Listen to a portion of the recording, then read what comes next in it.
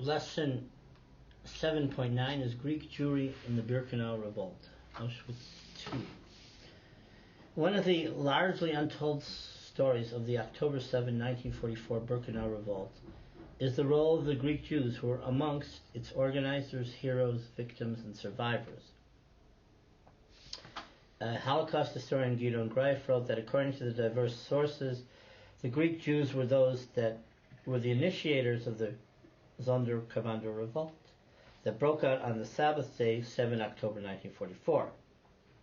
Corfu had raised Greek military officer Lieutenant Colonel Yosef Baruch, a demolition and explosive expert, was amongst the organizers of the overall revolt committee and had hidden gunpowder and explosives in the walls of Crematorium 2, where the revolt was intended to begin.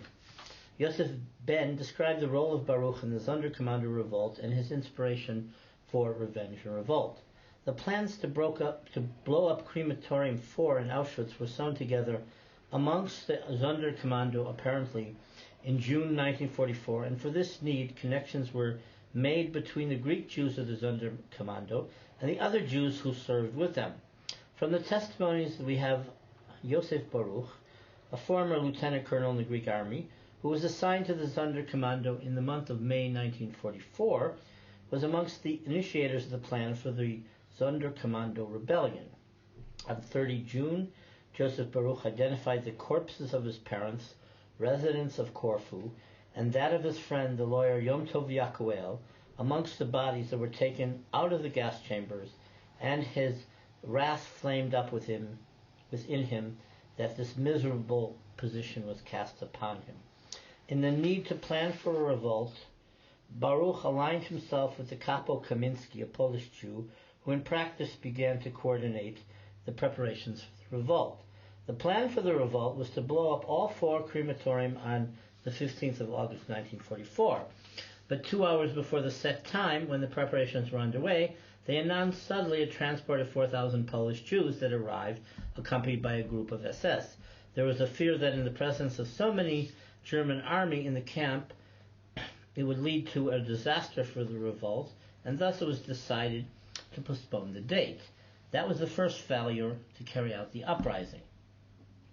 So in the revolt, when the Sonderkommandos in Crematorium 2 were locked in a room by the Germans at the beginning of the revolt in Crematorium 1 and 4, Baruch was neutralized for all activity. Crematorium number 1 was the revolt of Polish Jews, Eastern European Jews, political prisoners, etc., etc. And 4 were Greek Jews and other Jews, and then they ran to Crematorium number 3. The Greek Jews started the revolt in Crematorium 4 by lighting mattresses, killing several German soldiers, and running with the other inmates the relatively short distance to Crematorium 3. There, with the other Sonderkommandos, they continued to kill German soldiers, but the building was surrounded. Before they surrendered, they sang a Greek partisan hymn, one verse of the Greek national anthem, and Yitzchak Baruch, a Salonican Jew of Skopje descent, placed a bomb in the furnace to blow up the crematorium. Those surviving were quickly executed. French and Hungarian Jews also participated in the revolt in Crematoriums 3 and 4. While there had been at least 2 previous aborted attempts at a general camp uprising, and an additional initiative that had been called and cancelled, this time the Greek Jews decided that they'd go through with the plan and take the lead to instigate the revolt in these 2 crematorium. The 11th Sonderkommando workers knew that their time had come, and they were doomed by the Nazi effort to eliminate all witnesses to the death process. They chose instead to initiate and participate in the 7 October 1944 revolt in Birkenau. Baumann remarked, the 11th Sonderkommando is unique amongst a sequence of squads that worked in the crematorium and rightly takes a special place in the historiography of Auschwitz. Yet its actual history is somewhat confused, particularly regarding the role of the Greeks. We have, for example, 3 photographs of the Sonderkommando at the burning pits taken place in the summer of 1944 and smuggled out of the camp in an attempt to inform the world of the systematic slaughter occurring in Birkenau. According to the survivors, a Greek Jew identified as Aleko actually snapped the pictures. He was identified as Aleko Alexandrius, a partisan pseudonym. Molcho and Nechama identified him as Albert Herrera, but that assertion remains conjecture for lack of any substantive proof. Herrera from Larissa had been a Greek naval officer and later joined the leftists leading a last partisan movement, was caught by the Germans in Greece and subsequently deported. But he had been unsuccessful in trying to escape as a Birkenau Sonderkommando worker, and sometime in the summer of 44, while sent to dump ashes in the Vitsula River, he tried to escape and was executed afterward in Birkenau. The Greek Jews also in the Sonderkommando were incensed by the gassing of the attorney Yom Tov Yakoel, one of the leaders of Salonican Jewry. There are different versions of the revolt, but I'm just talking about the testimonies and the depictions of the Greek role. According to the written testimony of Leon Cohen, who wrote vividly in detail of the Greek Jews in the Sonderkommando revolt in Birkenau, he had been in number 2. He survived the war, and he lived in Israel.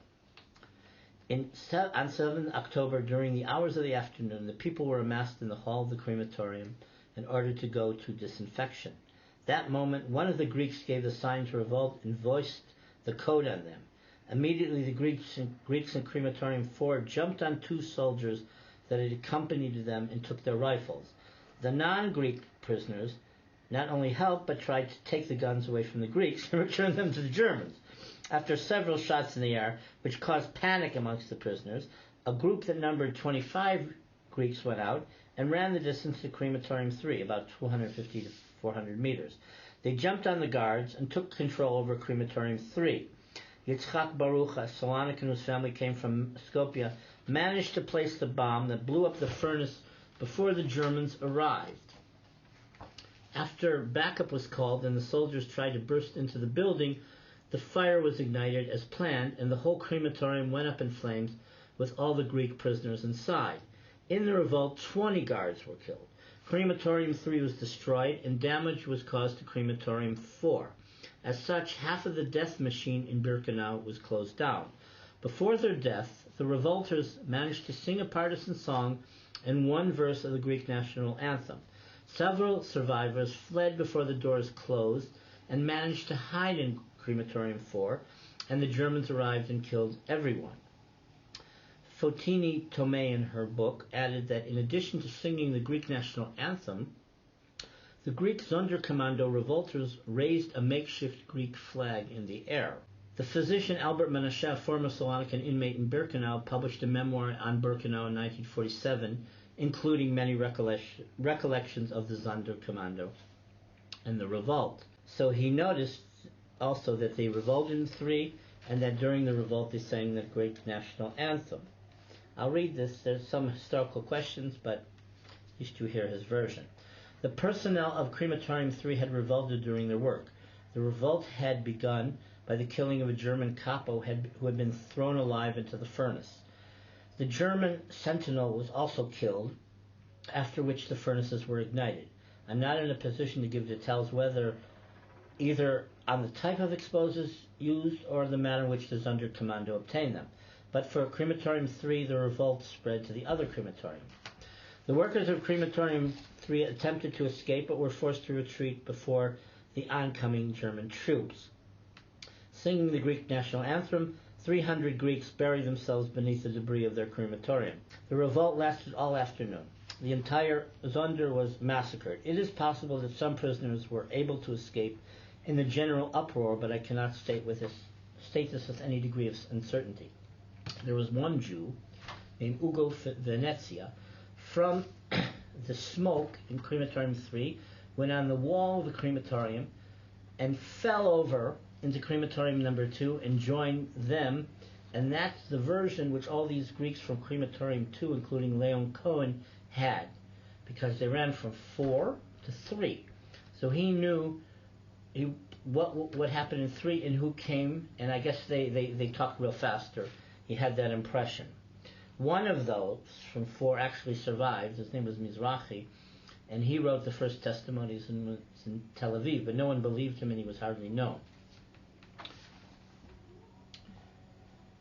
And then there's the story about Najari, who actually left notes. He was number 3, but he had some notes before that he had planted in the ground before the revolt in case he never came back to tell the tale. So then let's say about 25 years ago, we found the notes and a diary was made of it.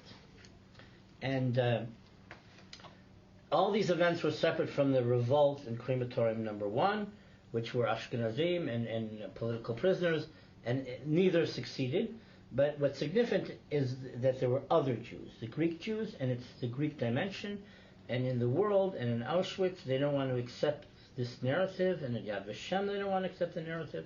So it's a big deal that they sang the Greek national anthem, there were captured Greek partisans, they sang a partisan hymn, they had military experience from Greece before, some were even officers, then they were partisans and they were taken, and this is part of the Jewish tragedy.